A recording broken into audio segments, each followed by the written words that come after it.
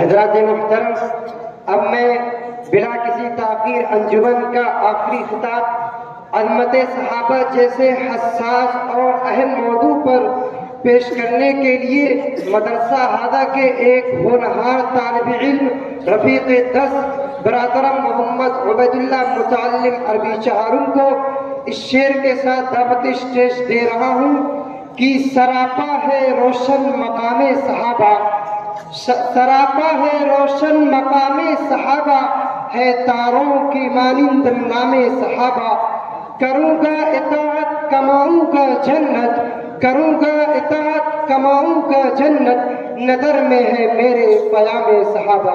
موصول تشریف لیں۔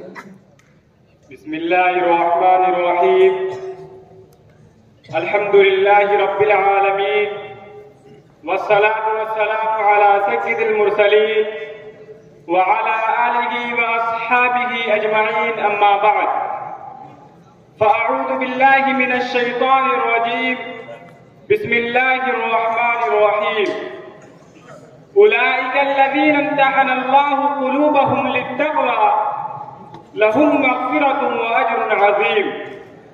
وقال النبي صلى الله عليه وسلم أصحابي كالنجوم بأيهم اقتديتم اهتديتم، أو كما قال عليه الصلاة والسلام۔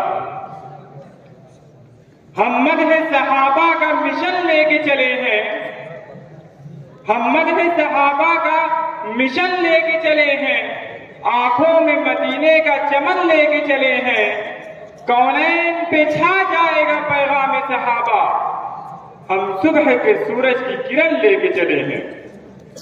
لائق صدر احترام، معزز اساتذہ کرام و مہمانان اعزاز اور عزیز طلبہ، آج کے اس پر رونق مجلس میں میں ان پاک باز پاک نفس اصحاب خیر کا تذکرہ کروں گا جن کے بارے میں اللہ جل جلالہ عم نوالہ نے ارشاد فرمایا کہ یہ وہ لوگ ہیں جن کے دلوں کو اللہ تبارک و تعالی نے تقوی کے لیے خالص کر دیا، ان کے لیے مغفرت کا اعلان اور اجر عظیم ہے۔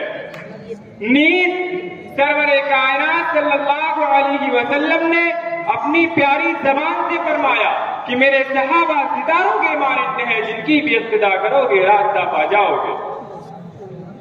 محترم حضرات، خالق و مالک دستور رہا ہے کہ انسانوں کی ہدایت کے لیے رسولوں کو بھیجتا رہا، چنانچہ حضرت آدم علیہ السلام کو بھیجا، حضرت نوح علیہ السلام کو بھیجا، حضرت موسیٰ علیہ السلام کو بھیجا، حضرت عیسیٰ علیہ السلام کو بھیجا، آخر میں شہنشاہ بطحا تاجدار مدینہ سرور کائنات صلی اللہ علیہ وسلم کو بھیجا۔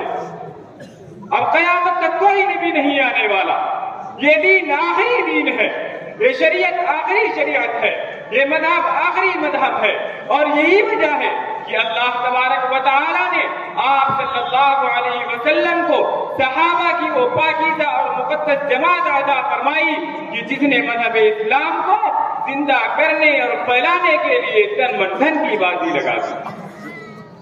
چنانچہ تاریخ شاہد ہے ان سچے جانداروں نے ایسی قربانیاں پیش کی کہ جس کی نظیر پیش کرنے سے عالم انسانیت تہیدہ من اور خالی۔ محترم حضرات، صحابہ کرام کی جماعت وہ جماعت ہے جس کو رب کائنات نے درسگاہ نبوت کے لیے منتخب فرمایا، فاتحہ اعظم صلی اللہ علیہ وسلم کو ان کا معلم بنایا اور کتاب ہدایت قرآن پاک عطا فرمائی، اور خود علام الغیوب نے ان کا امتحان لیا اور صحابہ کا یہ مقدس گروہ امتحان میں پورا اترا تو خداوند قدوس نے انعام میں رضی اللہ عنہم ورضوا عنہ کا مدعا سنایا۔ حقیقت تو یہ ہے کہ صحابہ پاک باز ہیں، صحابہ کے قلوب تقوی و طہارت سے لبریز ہیں۔ قرآن پاک میں جا بجا اللہ نے ان کی تعریف فرمائی ہے، قرآن ان کی تعریف میں رب اللسان ہے، کہیں فرمایا اولئک هم الصادقون، تو کہیں فرمایا اولئک هم المفلحون، تو کہیں فرمایا اولئک هم الراشدون، تو کہیں فرمایا اولئک هم المہتدون۔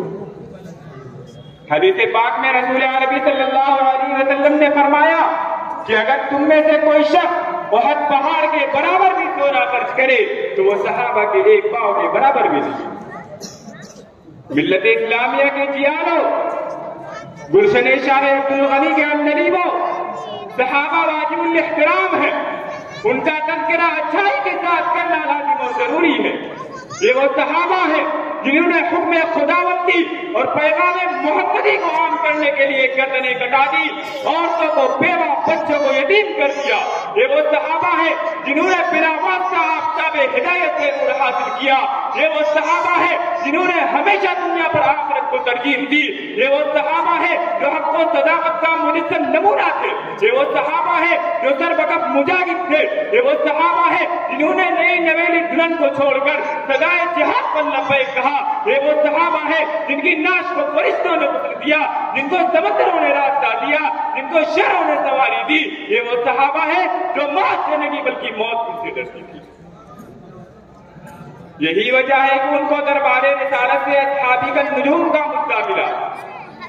قرآن نے ان کی تعریف کی، اللہ نے ان کی تعریف کی، رسول نے ان کی تعریف کی، مگر میں پوچھتا ہوں صحابہ کرام کی شان میں گستاخیاں کرنے والوں سے کہ بتاؤ عرب کے تپتے ہوئے صحرا اور چلچلاتی دھوپ میں ظلم و ستم کس نے برداشت کیا؟ مذہب اسلام کی خاطر گردنیں کس نے کٹائی؟ عورتوں کو بیوہ، بچوں کو یتیم کس نے کیا؟ اسلام کو پروان کس نے چڑھایا؟ حق و صداقت کا پرچم کس نے لہرایا؟ ظلم و شرک کا گلا کس نے کھوٹا؟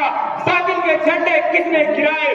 پیٹوں پر پتھر کس نے باندھا اور خاک و بفاقہ کس نے کیا؟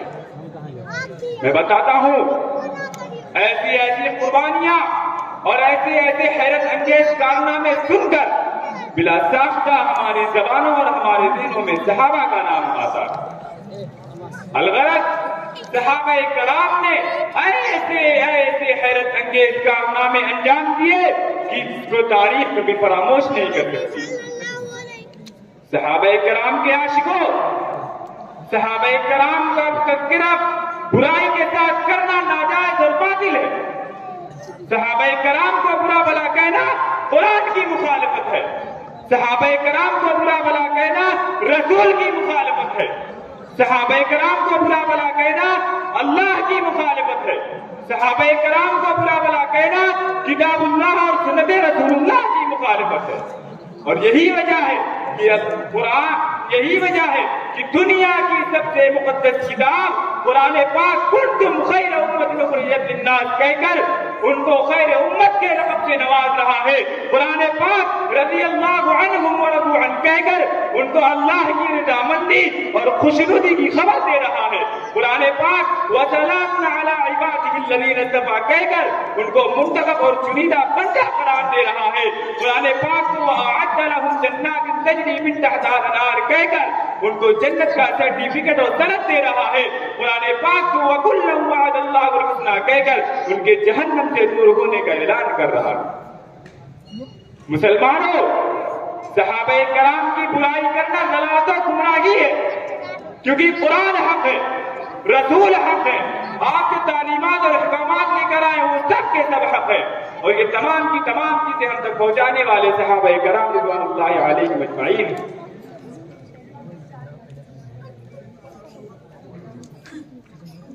مسلمانوں، یہ صاف بات ہے کہ جو شخص صحابہ کی ذات کو نشانہ بناتا ہے وہ قرآن و سنت کو باطل کرنا چاہتا ہے۔ آئیے آج کی اس پررونق مجلس میں ہم اس بات کا عہد کریں کہ صحابہ کے تقدس کی حفاظت کریں گے اور تعلیم حیات اسلام کی پاسبانی کریں گے۔